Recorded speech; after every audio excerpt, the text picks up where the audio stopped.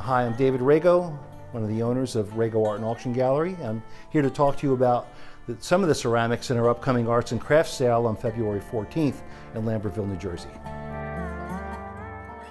We've sold a lot of collections in the past. In fact, there are 5 or 6 in this sale alone, but I wanted to talk to you for a moment about the Allen Hendershott Eaton collection because it may be the only one we've ever handled in over 30 years of auctions that belonged to a man who collected the things at the time they were made. That was pretty rare. And certainly we had family members who got things that were made by artists in the family who kept them and they were never sold. But I'm talking about a man who was involved in arts and crafts in the pure sense, not only as a man who collected things from the arts and crafts period as it evolved, but was actually an advocate for the arts and crafts. Eaton wasn't just an arts and crafts guy the way we think of him as someone who was buying Groovy and Marblehead and the top tier artists, but also someone who was pushing for the arts and crafts, say in Appalachia, working with Eleanor Roosevelt to fund and to subsidize the making of arts and crafts, understanding that arts and crafts has a potential to be transformative by involving people at the basic grassroots level in the arts, in the applied arts, that they would become more for the process and society would be better. So that's all great stuff. What happens to be true in addition to all that is that Eaton had a really good eye for art pottery.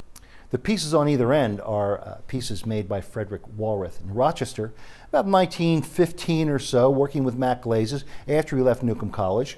And there are support tiles next to each of them, which is like a study in painted Mac glazes. In the middle is a matte painted Marblehead tile by Arthur Baggs, again stylized in the arts and crafts manner and painted with Mac glazes. Above it is another Marblehead tile, and then 2 pieces of decorated Groovy pottery.